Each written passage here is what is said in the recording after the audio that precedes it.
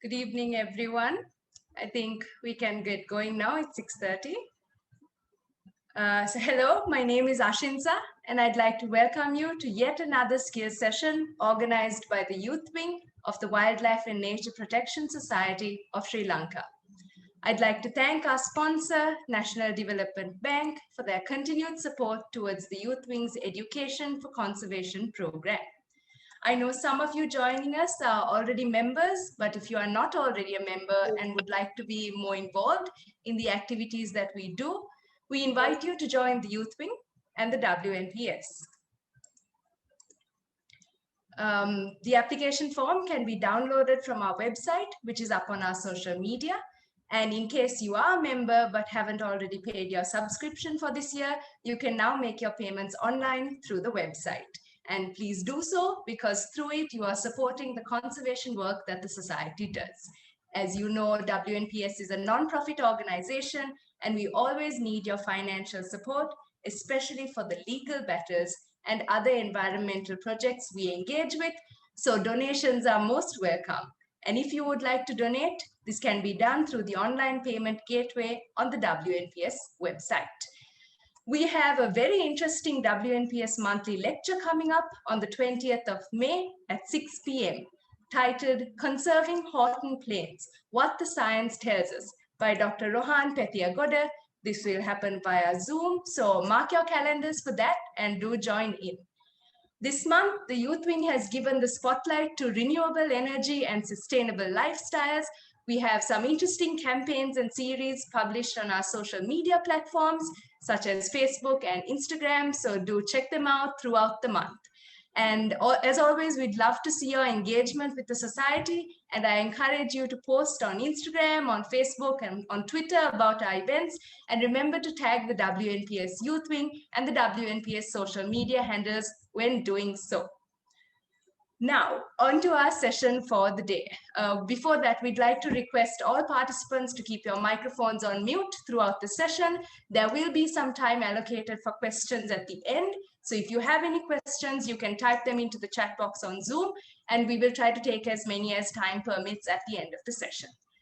To introduce our speaker today is Mr. Sanith de S. Wijeyeratne. Sanith is the director and CEO of the carbon consulting company, CCC, which has a portfolio of services including carbon and water footprinting, carbon asset management, and life cycle analysis. Under his leadership, CCC was acknowledged as the best provider of environmental solutions in the Middle East Asia by the World Leadership Federation. Sanith was also awarded the coveted Global CSR Leadership Award. His team works on projects in Sri Lanka, India, Laos, Myanmar, Thailand, Oman, and Hong Kong, and has clients in Sweden, Norway, the U.S.A., and the U.K. CCC has achieved many global landmarks, including certifying the world's first carbon-neutral tea company, Asia's first carbon-neutral apparel manufacturer, and the world's first carbon-neutral apparel factory. With executive education in sustainability leadership at Harvard University, Sanith holds an MBA and is a former corporate lawyer. He is also an experienced international speaker on corporate sustainability and climate change. At today's session, we will get a quick insight into what a carbon footprint of an organization or of a product means, and learn about the challenges faced in measuring a carbon footprint. Sanith, over to you.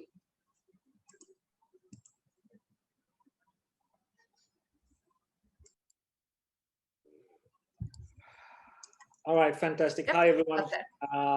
Really nice to be here. And thank you to the WNPS Youth Wing for inviting me. So I know we have a lot of people waiting to hear a lot of things, but let's quickly start off on a few things about setting context in order. Now, we are spewing about 152 million tons of global warming pollution into our atmosphere every 24 hours. So that's like 500,000 Hiroshima level atomic bombs being exploded in our atmospheres of emissions that we are kind of releasing. And what that is doing is it's creating this thing called global warming. I'm not going to spend too much time on that because that's not what we're going to talk about. But out of the 19 of the 20 hottest years, it's been in the last 5 years. And this slide deck is just a couple of months outdated. I think 2020 is going to now be one of the top 5 years. So essentially, all this rubbish that we are spewing out is causing the earth to get hotter and hotter and hotter. And this is 2019, temperatures across Europe hitting some all-time highs. Now, this is exacerbating the problems the planet is facing. So climate change is causing so many other issues. And now we're seeing things like floods, storms, extreme temperatures. So all this is linked. And this is the problem that we are having. Global warming is one of the biggest contributors to climate change and the kind of the impacts it is having on our lives. So given all that background, the challenge behind carbon footprinting is I mean, a lot of people think it's very complicated. It's not really. So I'm going to talk to you broadly about carbon footprinting of organizations as well as products. So when we look at organizations, the first thing that we need to do is look at what the global standards are. Now, this is called the Greenhouse Gas Protocol. That's the world's sort of most accepted standard on how to measure an organization's carbon emissions. It's put together by the World Business Council for Sustainable Development and the World Resources Institute. So that's like a Bible of how to go about an organizational carbon emission study. Now, under this program, we have 3 scopes. Scope 1 is direct emissions from sources that are owned and controlled by the company. 2 is from indirect emissions from the importation of energy. So it's called indirect emissions because the company doesn't own the source or the activity, but of course it forms part of the company's operation. So scope 2 is importing energy. Scope 3 is indirect emissions, not reported under 1 or 2, but that form part and parcel of the company's operations. So just to give you an idea of some of them, so this is not an exhaustive list, just some indicators. Scope 1 would be the fuel for company-owned vehicles, refrigerant gas from ACs, because that leaks out, and that's a very dangerous greenhouse gas. Scope 2, as I said, is the importation of electricity, in Sri Lanka especially. Scope 3 is where it gets a little complicated. Indirect emissions from a lot of sources, like local and foreign business travel, fuel consumption of third-party vehicles. These are vehicles that are used to deliver your raw material into your facility, deliver your finished goods to consumer, the commute of your employees to work, whichever way they do it, and of course the disposal of the waste. So these are again just some of the scope 3 emissions that you might face. Now, a lot of companies try to avoid taking ownership for these scope 3 emissions, on the grounds that essentially they don't own and control these activities. But the fact is that these, importing, exporting, distribution, all those are intrinsic part of an organization's activity. So companies cannot really kind of divorce themselves from taking accountability for scope 3 emissions. The other thing is companies very often try to say, well, we don't want to take accountability for this because we can't influence it. We can't change it. We are not in control of it. That's kind of a little bit misleading, but let me just give you a couple of examples. These are the emissions of 3 apparel factories we work with. Scope 1, Scope 2, Scope 3. And you can see here very clearly the Scope 3 emissions forms the largest, most significant part of carbon emissions of an organization. This is a S&P global study. You look at the different sectors, materials, communication, all those things, except for utilities, which is a high emission on scope 1. Every other sector has scope 3, which are the 2 green colored ones, as the most impactful and significant part of their carbon emissions. So we can't ignore this. And for many years, companies have been trying, but now at least there are companies now looking at measuring scope 3. I want to do a quick case study with you. This is a client of ours based in Sri Lanka called Lanka Leather Fashion. They do very high-end leather goods for brands like Hugo Boss, Michael Kors, so forth. They've been working with us for, I think, just over 7 years now. And in the last 3 years, we started really focusing on how to reduce scope 3 emissions. So they've been a carbon neutral company, but we've said, okay, let's work out how we can best reduce this. And we started, and most apparel companies use air freight as the preferred mode because the timelines are shorter. We started transitioning a lot of these shipments to sea. And over the last 3 years, we've started sending more and more shipments, both inwards and outwards, using sea and using a just-in-time system. Import emissions per production piece, which is kind of the KPI, that was reduced by 38% in 3 years. And overall, import-related emissions came down by 42%. Export emissions per KPI gradually decreased by over 50%, and export-related emissions have come down by 56%. And overall, the KPI for the company's greenhouse gases per piece, and that reduced by 20%. So just to show you, this is scope 1, 2, and 3 on the 3 years, and you can see scope 1 and 2 have remained virtually the same. It's scope 3 that has led to this reduction. So this argument that companies say we can't influence scope 3, it's not in our control, we can't work towards reducing, that doesn't hold water. Companies can and should really take drastic action to address their scope 3 emissions. So let's now look at the product carbon footprints. And that's done on a completely different system. Here again, there is a global standard. Greenhouse gas protocol itself has its own product life cycle accounting and reporting standard. That's probably the best one to use. There is a second one, publicly available specification, that's PAS 2050 by the British Standards Institution. That's also a good choice. They are very similar to each other, and they mirror each other in many things. So either one of these is perfectly fine. But how do we go about it?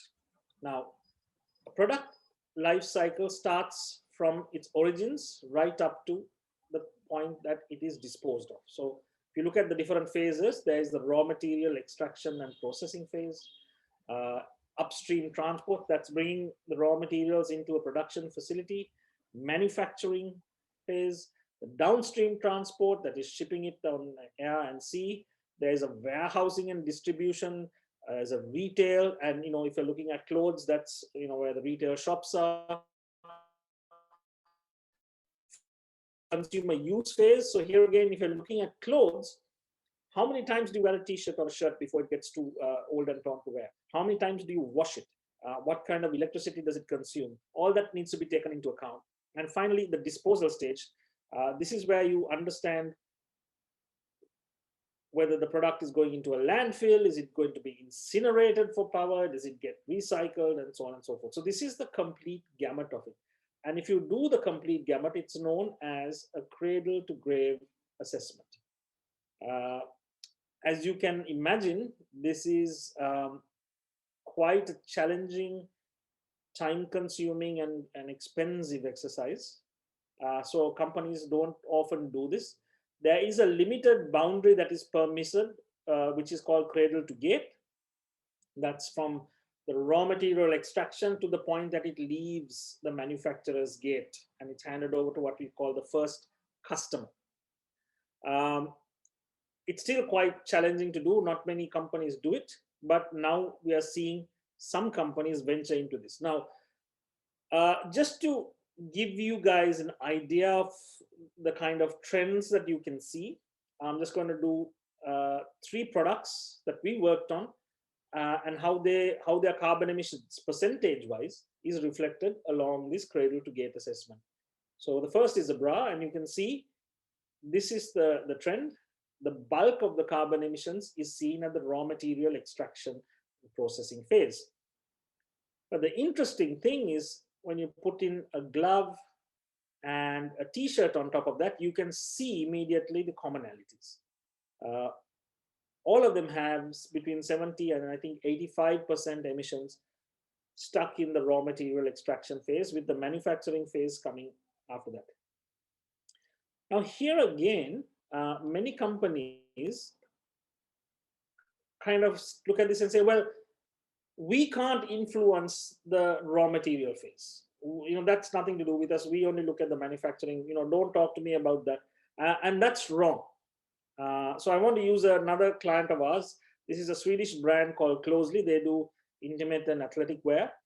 They're the first company to start up saying we want to be carbon neutral from day one, and they want to carbon footprint all their products, and we help them do that.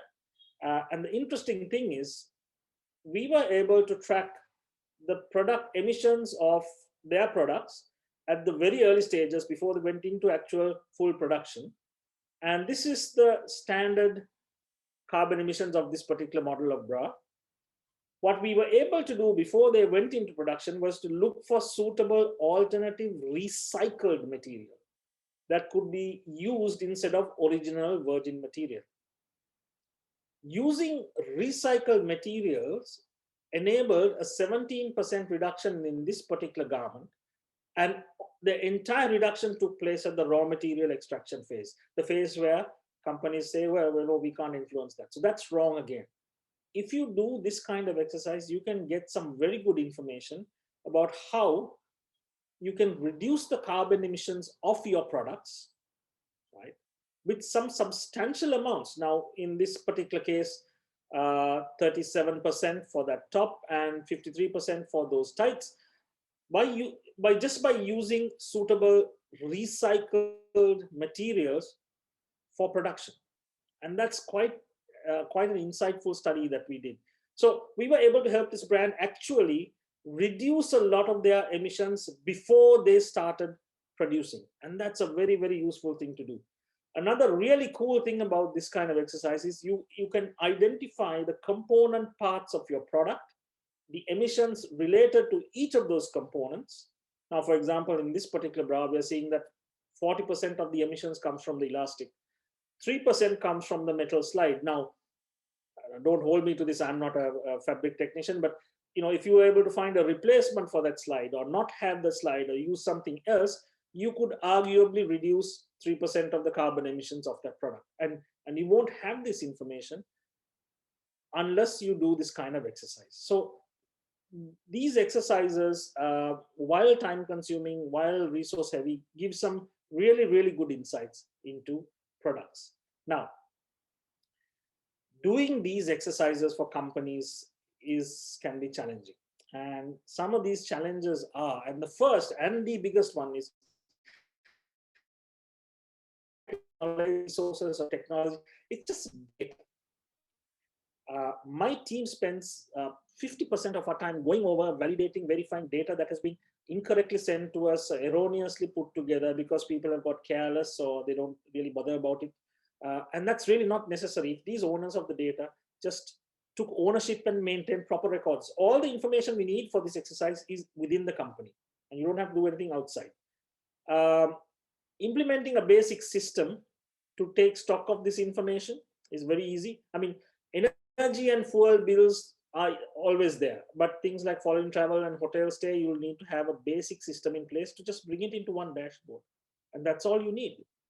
A big challenge really is the employee reluctance. A lot of people, especially technical maintenance, admin roles, we find that they think that this is a exercise by the management to check up on them, find out who's doing what, and they often are scared to present accurate information, especially if it increases emissions. They feel that they will be seen in a bad light, and that will be reflected on them. So getting them to commit to really high quality data can be challenging.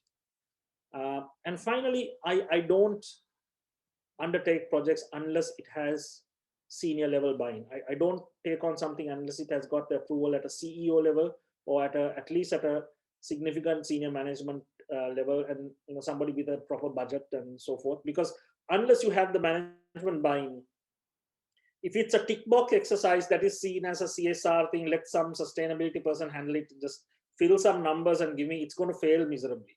And a lot of clients have learned that the hard way. So this is the problem that you really need to avoid, greenwashing. And we see a lot of it day to day, and we still see it happening.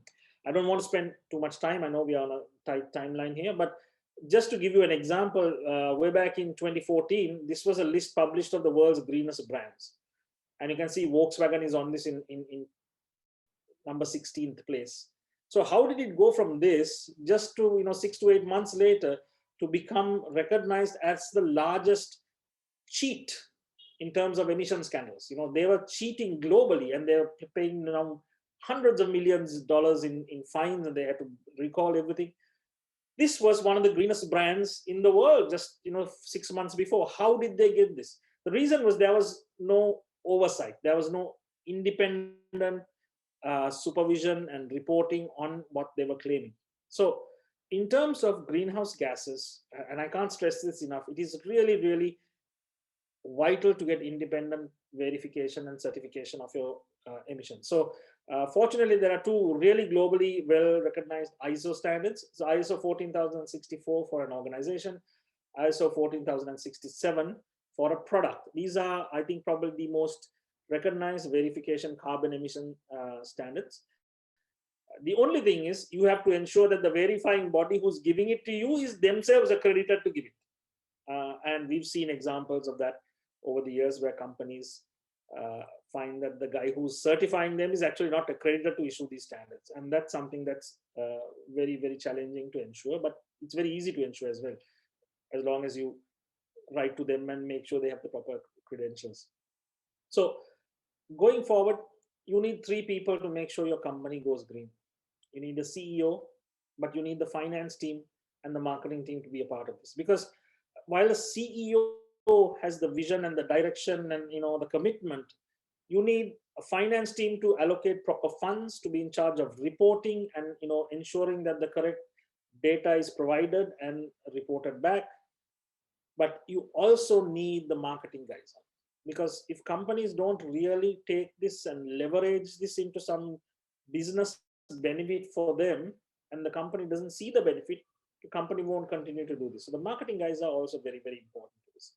So this was a really typically my session, we stopped around about here, but when I was talking to the organizers for today, there was a very interesting question posed saying, so what if the people sit back and say, well, how do we do this? What can we do to reduce emissions, right? So I'm just going to throw some very interesting facts around at you. And this was a study that was done, and some of my team members researched this for me on some of the most effective individual actions. And the first thing that they highlighted, have one fewer child. Now, don't hold me to this. This is just a study. I'm just presenting it to you, and obviously I can't ask you to do this. It's personal choice. But having one fewer child has a substantially reduced carbon footprint. And of course, living car-free, avoiding flights and things like that are all listed. But just let me show this to you. I have disregarded the child one because it's too controversial. But okay. Upgrading your light bulb and things, which what people like to do, is great, but the impact is relatively low. Turning from a car to a hybrid car has a better impact. Switching onto a plant-based diet has some impact. But the biggest impact is, live car-free, avoid flights, buy green energy. Those are the big impact things that you can do. And some of those things may not be practical, I suppose, from a Sri Lankan point of view. We have CEB that's insisting on only using coal power and fossil fuel. So it's very difficult to source green energy for companies. But just a few things I'd like to share. Holiday locally. We are now one of the most sought after holiday destinations. Try not to go abroad so much. Avoid flights. Try to avoid, it's difficult to say avoid cars, but avoid multiple cars. Sometimes companies have consumers have 2-3 cars. If you have a car, try to move to electric vehicles. Try to adopt solar panels on rooftops, if possible, and try to use a work from home option. At least one day of the week or something like that. Whenever possible, redesign houses for natural light and ventilation. Avoid use of air conditioning and so forth. But the biggest thing that you can do, don't be rich. Studies have found that the richest 10% of the people are responsible for over 50% of the carbon emissions. And the richest, you can see these figures here, the poorest 50% of the people is responsible for only 10% of the carbon emissions. So, this is a study done for per capita household emissions for the G20 countries. You can see that the top 10% in the US, which is the top green line, is like ridiculously high. But the bottom 10% of the US, or the bottom 50% of the US, is still about 3 times as higher as the top 10% in India. So you see the developed lifestyle, developed countries are really responsible for most of the carbon emissions on a per capita basis. So moving on, the other challenge that somebody actually leveled to me is, what about food? What can we do in terms of food? Do we have to go vegetarian and so forth? So some time ago, I actually got some of my team to actually do a study on this, and they dug up some research. Of the global carbon emissions, 24% come from agriculture, forestry, and land use, and out of that, the bulk of that comes from the livestock sector. So, of the food system, of the greenhouse gases for the planet, the food system accounts for 20 to 25%. So there's nitrous oxide and carbon dioxide from soil, methane from the cows and other animals that we farm, methane and nitrous oxide from manure processing, greenhouse gases, machinery, and of course land use. All those things add up. So there was a study done that said of the food, 24%, animal products account for 58% and other food account for 42%. And of that 58%, half of it were beef and lamb. Other animal products were the other 50%. So avoiding beef is probably a good thing, but it's not as easy as that. There is high impact food and low impact food. The example here is a chocolate bar from a deforested rainforest emits more than a serving of low impact beef. And that's a takeaway. So it's not just about moving away from, let's say, beef or prawn. It's also about ensuring that you're moving to a low impact style and component of food. So definitely, if you're a meat lover, you will, and you're consuming more beef and lamb, your carbon emissions are high. Probably half that.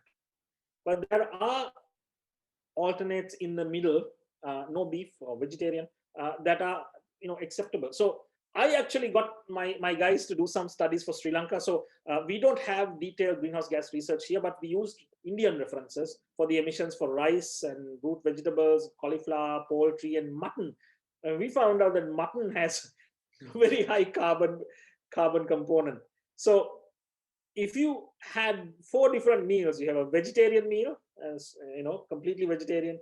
You have a non-veg poultry meal, so you have 136 versus 139, so that's a fish meal. You have a non-veg mutton meal is very high.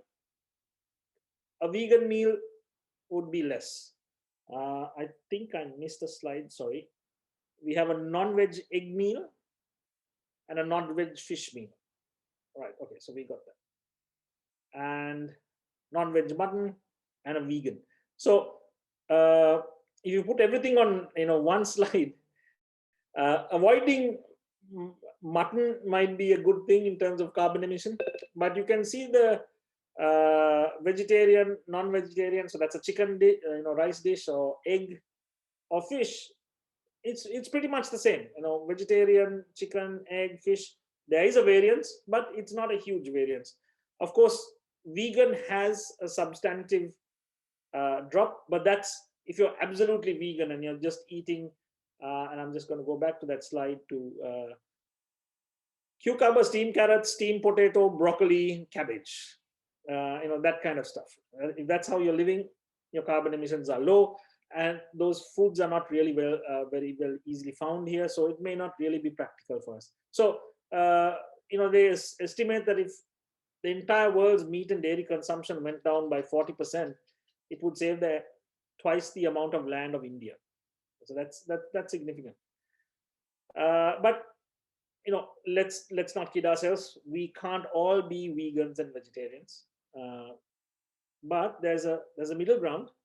Be flexitarian. Increase your plant-based meals. You can reduce your meats, but you can still have them. And also try to eat locally grown seasonal food so that you don't import it from abroad and have it. So those are some of the things that you can do. I'm probably guessing that you're sick of hearing me now. And let's wrap up the session and let's open ourselves up for questions and answers. So thank you very much, everyone. Thank you very much, Sanith. We have a couple of questions that have come in. So the first one is for the carbon footprint of a product. So if we talk about industrial equipment or capital goods which were purchased some time ago, so say 4 or 5 years back, if you're starting the assessment now, will it be reported with regard to present times, or can you kind of look at the impact from 4 or 5 years ago? Okay, so that's very technically oriented, but essentially a footprint is looked at a specific period. So if you bring, you may have your capital goods that you bought in 2 years ago or 3 years ago, but you only look at the emissions associated with producing that particular product. So if it takes 3 minutes to run this through one particular piece of equipment, it's the emissions of the 3 minutes that you need to take. So it's irrespective of where you bought it, or when you bought it. It's what's happening really right now. Okay. Then someone's asking, saying there are a lot of US and UK calculators, but is there a kind of online calculator more with regard to Sri Lanka for an individual's or household carbon footprint? Right. So there isn't, and that's the bottom line. And even if there were, the kind of the variance would be too high, because what you'd have to then take is you'll have to assume that a standard house has 5 rooms and 2 toilets, and the standard house has only CFL bulbs. So that's a lot of assumptions. Right. And each person's house is different. Right. So at the moment, there are no online calculators. And even if there were, it shouldn't be used as an authoritative figure. It should be used only as an indicator. What a lot of companies and people do is they go online, they find some free rough calculator and say, oh, my carbon footprint is this. There are calculator sites that say, tell me how many employees you have, and your carbon footprint will tell you. So that's absurdly off base. Right. And generally as a rule, I recommend you avoid these free online calculators. Go to somebody who's doing an actual customized kind of assessment. Right. Yeah, because I suppose it depends on each person and what they're doing, how they're doing it, and so on. Yeah. Yeah, that's like saying, do you drive a car? I'll tell you what your carbon emissions are. Your car can be an 800cc Maruti, or it can be a Hummer.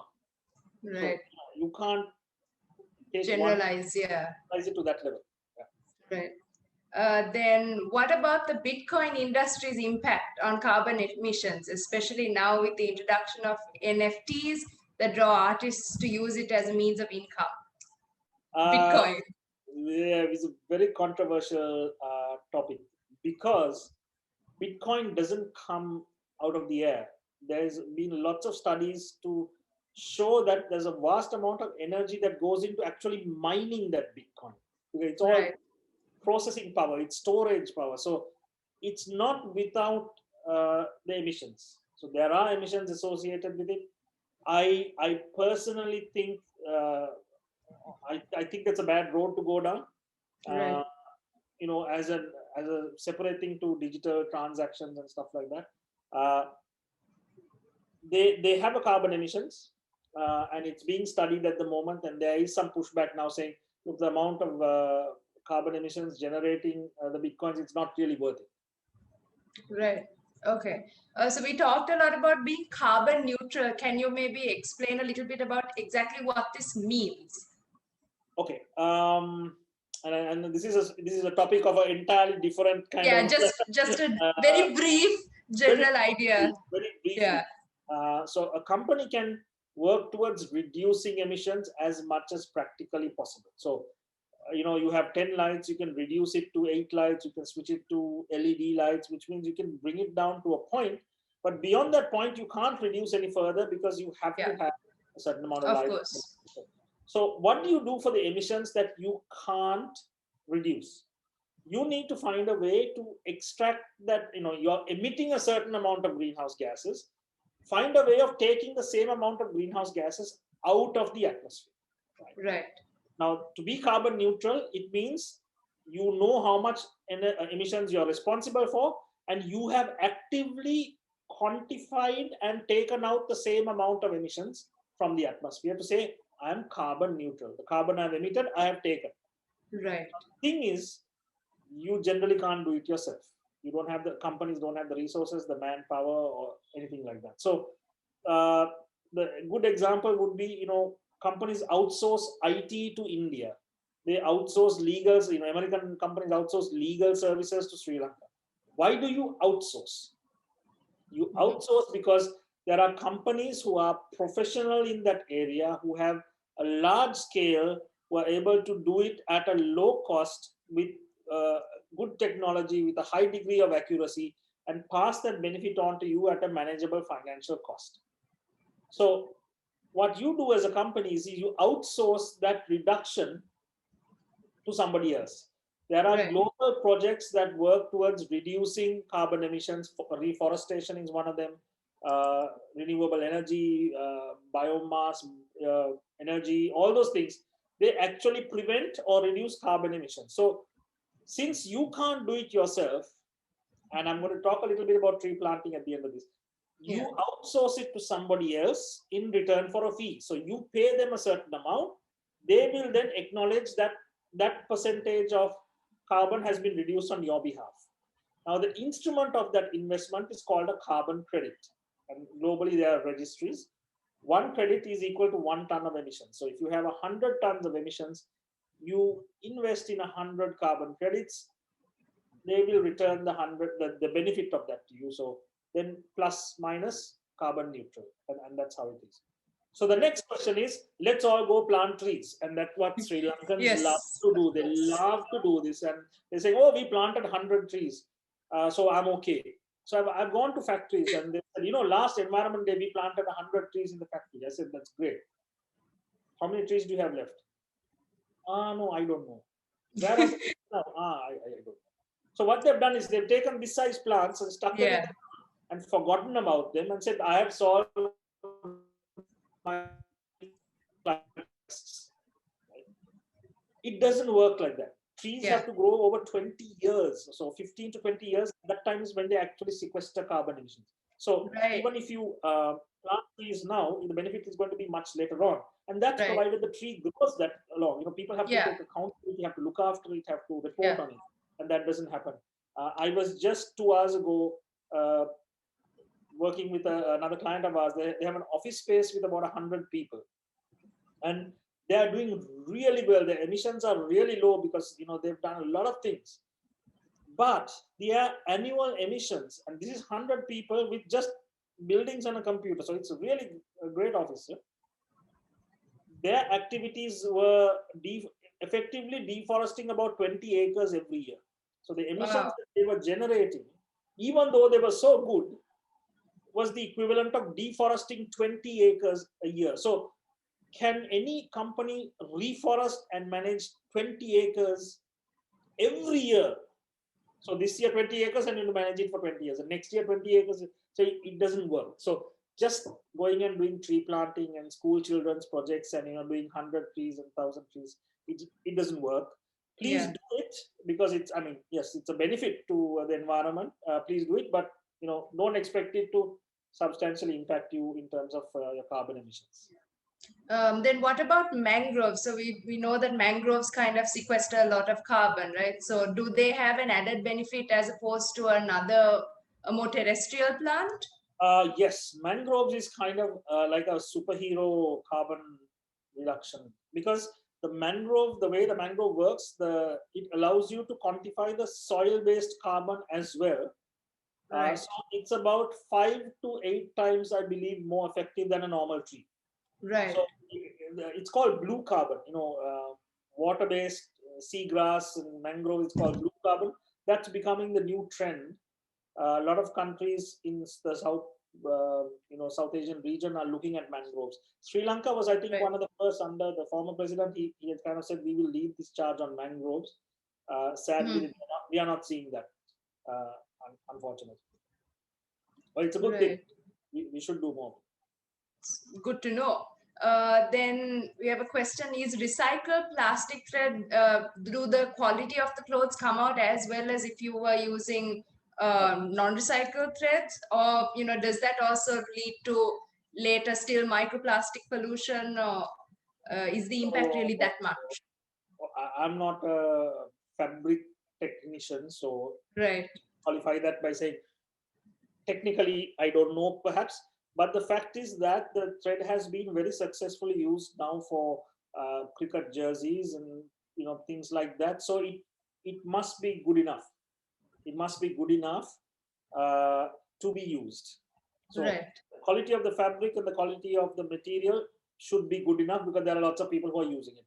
I've seen a lot of people abroad at various conventions and stuff like that. Now, microplastic getting into the ocean becomes a different question. Now, what you've done by using that thread is you avoided the plastic bottle being sent to a refill or being sent to or ending up in the ocean and generating microplastic. So if you successfully take that bottle and avoid it deteriorating into microplastic, you recycled it under controlled, managed conditions and made this into a thread, you have, I think, sufficiently taken that microplastic out, or you have prevented a certain amount of microplastic.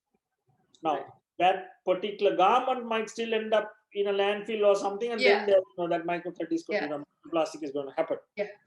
But it has taken it at least one step beyond that. Right. Yeah, I suppose that's as much as we can do, right? Then are there carbon offset organizations in Sri Lanka? When you say carbon offset organizations, I'm not sure whether he or she means companies that have offset or become carbon neutral, or companies that are generating carbon offset projects. The answer is yes in both cases. To both, yeah. Both. I work with I think probably about 10 or 12 companies that have certified as carbon neutral companies. Very large apparel factories. There's a chain of apparel factories, so there are quite good carbon neutral companies currently in existence. We work with a company called the Sustainable Future Group that is accredited to register carbon credit projects. So my company has a carbon project that we've been running for 10 years. It was the first forestry project of its kind registered in South Asia. It's still the only forestry-based carbon project in Sri Lanka. So there are companies that can register carbon projects here as well. Right. Okay, great.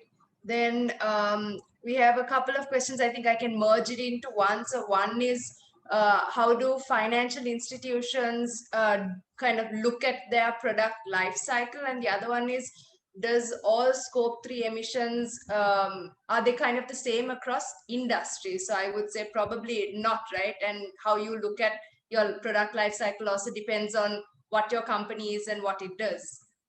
Right. So in terms of financial institution, what is their product? The product is a service. Right. They don't have a hard product. So there's no raw material that they will extract. It's not like putting a shirt together.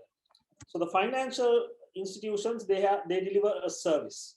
So they don't have as much of a product life cycle. But if you accurately map their organizational emissions, that will cover the financial institutions. So People's Bank, for example, we worked with People's Bank, we worked with Bank of Ceylon. We captured all the emissions that get emitted in delivering that service. Right. The service itself is intangible. You Right. need to capture the emissions that are emitted in the course of delivering the service. Okay. Now, scope 3 emissions are different for every possible kind of industry. So hospitality won't have raw material coming in and raw material going out, not like a manufacturing. Right. And finance is different. Tea is going to be completely different. So it varies a lot. Some of the component parts, like delivering raw material to a production facility, delivering the finished goods to a kind of distributor, there might be some commonalities, but they are going to be different. So every industry has to be treated separately. Right. Okay. We have a raised hand, Amma. I think you can unmute yourself and ask your question. Was that an accident? I'm not sure. We saw a raised hand. If you don't have a question, that's fine. But if you do, please do ask it. No? All right. Let's go on. We have one more question here. There are many apparel brands and retailers that are pushing and declaring to be net zero or carbon negative by 2040. How far is this practical and achievable? It is practical. It is achievable. It needs resources to be. Thing is this: everybody says this and expects it to be done free of charge. Oh, it's easy as doing this. It's not. Right. It can be done. It's practical. It's feasible. But you need to divert a certain amount of resources. There's some pain points in terms of time, effort. You need to bring in people to do it. You can do it. We have a group of companies, the Star Group, that went carbon neutral across 18 factories. Right. And so the entire group of factories is carbon neutral as we speak. They didn't have to wait till 2040. Right. So it can be done. But it can't be done free. Yeah. It can't be done by hiring some guy to do it at 100,000 rupees and expect a $1 billion factory enterprise to be turned around. You can't do it. But, you know, I'm glad to hear that it can be done. I didn't expect to hear that it is achievable or practical. Some of the people who are, you know, setting these targets and whatever are really smart people. The World Resources Institute, and they know what they're doing. It's doable. Our problem is we think it's doable means it's doable at no cost and no impact. And right. Right. You want me to actually spend money to do it? Oh, maybe not then. Thanks, but no thanks. I have lots of clients who go like, oh, you mean I need to actually do something? This is not some study that you come and done and give me a report and I tick a box and I'm, you know, fine. No, it's not. So it can be done, definitely. Needs work and resources from both ends, I suppose. Yeah, which is, may I go back to my point earlier, management buy-in has to be there. The CEO has to be there. The finance guys need to come in, because half the time the finance guys don't know what carbon footprinting is. They don't know what they're paying for it. Right. So all those people need to buy into this. Right. Then are companies doing more to manage their emissions? And are there any companies that come to mind internationally, locally? So starting with, let's say globally, Microsoft, Apple, they're going carbon. A lot of them have been carbon neutral for a while. Microsoft has a fantastic carbon offset program. Apple has a fantastic carbon offset program. Microsoft sets a carbon target and they find their local agencies. So they will set a target and say everyone has to pay a fine to a central fund for the emissions that division is responsible for, and they invest in massive projects to reduce carbon emissions. So the world's biggest brands have bought into it. So Microsoft and Apple are really good examples of that. In Sri Lanka, I mentioned Star Garments, 18, I think, facilities went carbon neutral. Hydramani's, the apparel factory, Mihila was the first, and that was 9 years ago or 10 years ago, the first apparel factory in South Asia to be carbon neutral. The example I mentioned, Lanka Leather, they've been carbon neutral for 7 years. So there are a lot of really good, really out there brands and companies doing it. Mm-hmm. It's a pity that more don't follow. Everybody's, what? You have to pay for this? Oh, really? That's still the conversation. It's, this is not free. This is not I get by. I planted some trees. I had a conversation with the bank recently, and somebody was saying, but then we funded so many projects, can't we get? And I said, no. You funded not for free, no, you funded for money. So being as a business, you can't claim that. So I wish more companies could follow up. Right. Okay. Then selling carbon credits, is it still done in Sri Lanka? And any examples of people who do sell carbon credits? Well, me, our company does. Of course. We do facilitate carbon credits Right. part of our business. Unfortunately, we don't have too many carbon projects registered in Sri Lanka. We Okay. have one or two, and we finished all the credits of that. As in to buy the credits from. Yeah, exactly. And the reason is, again, people think this is done for free. But the problem is the projects in Sri Lanka are too small. Right. Because when we try to do, let's say, a wind farm, we'll put 10 windmills. Right. China does it, they'll put 10,000 windmills. Right. But the cost associated with registering the project are the same. So right. Our Sri Lankan projects are too small. They don't have the efficiencies of scale that justify the cost that need to register these on the global marketplace. So as a result, we don't have very many Sri Lankan projects. That's a big failing. We have to keep buying projects from outside for our Sri Lankan clients. Okay, that was my next question. So what would you do then? Would you buy internationally for Sri Lanka to offset what's going on in Sri Lanka? Yeah, it doesn't matter where you're offsetting your emissions because this is a global problem. Right. So it's like global thing, yeah. Not like water. Water is a very geographic specific issue. Right. It's a global problem. So if you can't, offset it within your country, it's perfectly fine to offset it in projects in the rest of the world. It's fine. Right. Okay. So someone wants to know the names of a few companies that do carbon credits. So international companies buying, selling. If you know any off the top of your head, or if not, I guess someone can contact you. Yeah, it might be better if somebody contacts me directly and gets it. Yeah. We are the regional partner for a global group called Materiality. They are the world's most recognized carbon offset retailer. So they're like the world's best person to go and buy carbon offsets. We are their partner for Asia. So if anything comes through Asia, it comes to us. So that's one example. But yeah, I think maybe if you can give your company email address or something, maybe type it into the chat if somebody wants to get in touch or ask more questions. So yeah, let me. There we have a kind of a helpline general email which I'm going to put here. Yeah. And I mean, people can reach out to us.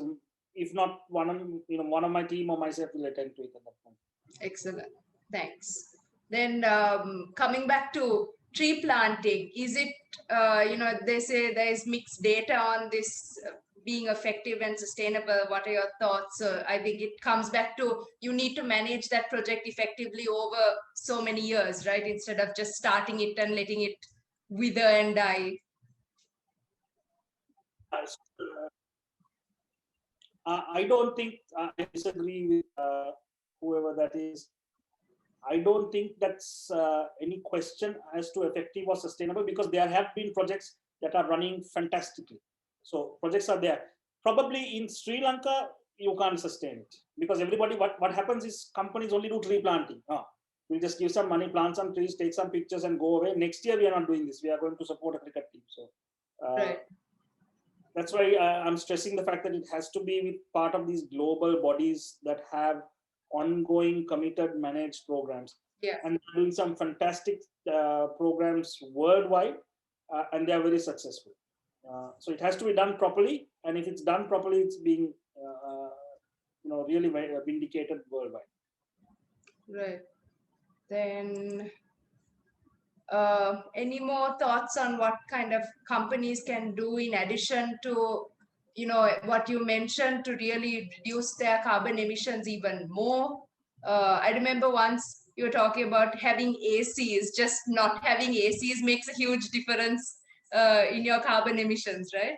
Yeah, absolutely. The fact is, because of global warming, more and more companies, they're going into buildings that are geared from day one saying we need an air conditioner. We need architects actually, and I wish I can talk to architects, design buildings that use more natural light and natural ventilation, not close it off and say, no, you have to put an air conditioner in this. we need those kinds of things. Companies can do a lot, but the first and the biggest thing they can do is actually do a thorough study and map out your emissions of your organization, of your product. Because it's only when you do that mapping out, like I showed earlier, when you mapped it out and we were able to identify certain hotspots, you can then say, what can we do to impact these? Yeah. But in 95% of the cases, everybody's working in a vacuum saying, well, I don't know what the emissions are. Yeah. And there is a global movement called Science-Based Targets Initiative. Okay. Essentially, it's a movement of some of the biggest, most committed companies in the world and countries that are committed to keeping our global temperature from hitting that 2-degree increase. Right. If it's 2 degrees, we are beyond salvation. But to do that, you have to, so the science of keeping that temperature as it is will dictate what kind of reductions you are required to do. Yeah. So a lot of big companies here, let's subscribe on to the newest buzzword and said, oh, science-based targets, we are going to do it. I've committed to 30% reduction. And then they found out it's not an easy thing to do. Yeah. It needs substantial investment over a period of years to transform your business. And then now I've had them come to me and say, well, no, we've committed to these targets, but now how do I do it? Can you come and do it for me? And I said, look, I can't come and wave a magic wand and give you 30% reduction in the next 5 years. Yeah. I can help you map it out, and you have to set some targets, and you have to put capital expense into your financial planning. And then hang on. You have to spend money. And that becomes the problem. Everybody wants to do business as usual, which is generate revenue for themselves by polluting the atmosphere. Then that business has to change. And we have to recognize that we need to start revising the way we run our business. People talk about the triple bottom line: people, planet, profit. And I think most companies, it's first, let's do profit. If we have enough profit, we'll do a little bit for people. And if we have substantially good profits, we'll do a little bit for planet. But it's not people, planet, and profit treated. Yeah.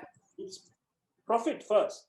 And if and only if we have enough profit, we'll do this. So it's not a triple bottom line. It's a buzzword people are using to try to make themselves feel better and market themselves better. But it's still only a profit. I mean, and every conversation I had with, especially finance people and CEOs, firstly, the business must be sustainable. We must be earning enough money first. Only then will I think. And that thinking has to change.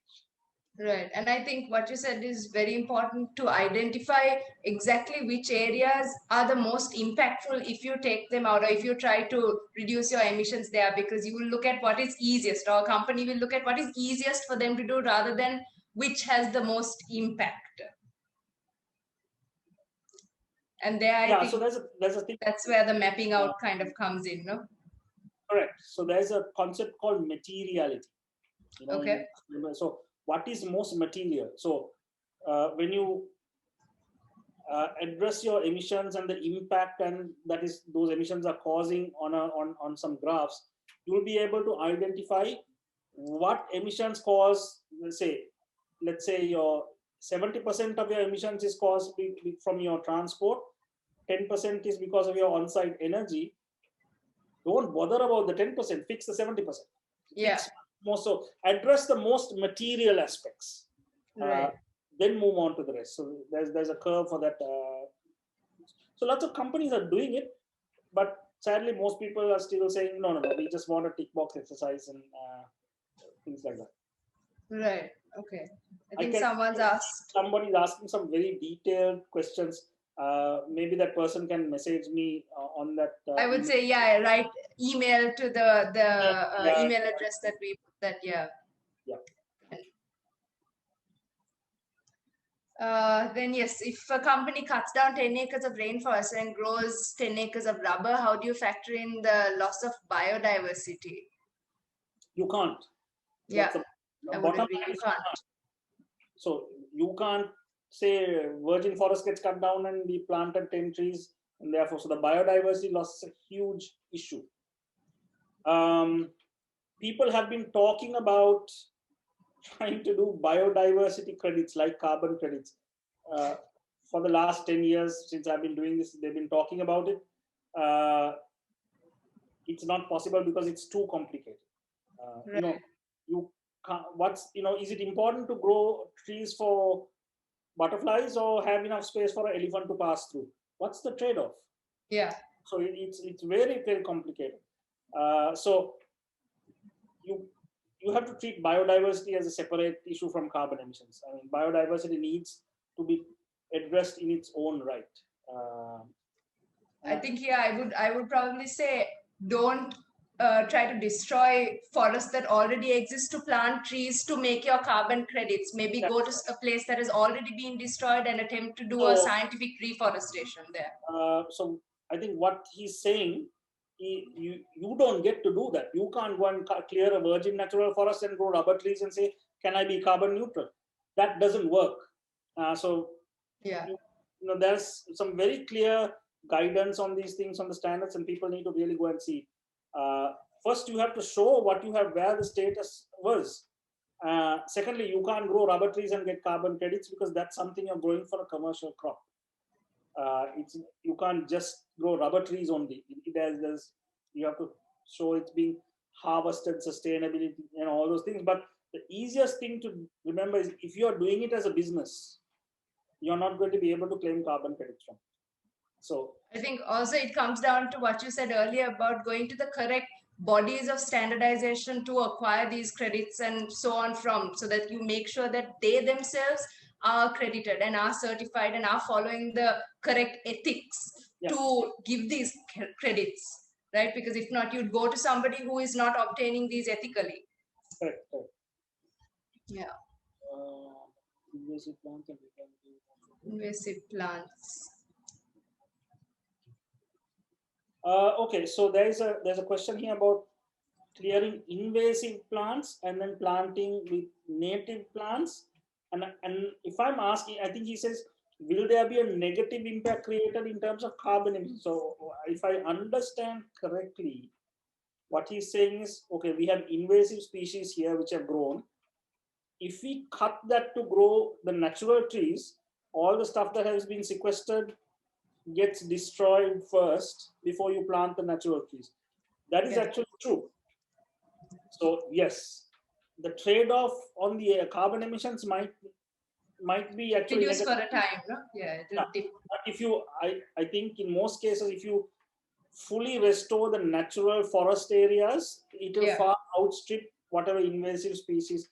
I mean, there are some projects doing this. If this is probably one of them. I know there are some big projects to clear the invasive species from some of our national parks. That has different implications on biodiversity and so forth. So it should be done. Even if there's a negative carbon impact, that should be done from the biodiversity standpoint. But in most cases, I think that's what's important. Yeah, and the biodiversity side is important. Yeah. I think in most cases, the net will be a positive one. So please go ahead and. In time, I think the impact on the biodiversity in the area is almost, I would say, worth that dip, that temporary dip, because in time it will, kind of even out as the trees grow. Doing proper reforestation. Yeah. The cover will be really significant. So I think the benefits are really there. All right, I think we can probably wrap up. We've asked all our questions, and I hope all of you have got the answers and had a lovely session here with us and a lot of insight. So thank you very much to Sanith for taking time to conduct this session. Thank you also to National Development Bank, a financial partner of the Youth Wing, and to all of you who joined us today. So if you are posting about us, don't forget to tag us in any social media. And if you would like to be more involved, we welcome you to join the WNPS. I've posted the website on the chat, so if any of you would like to apply for membership, please do so. Thank you very much for spending time with us this evening, and stay safe. Good night. Good night. Thank you very much. Bye.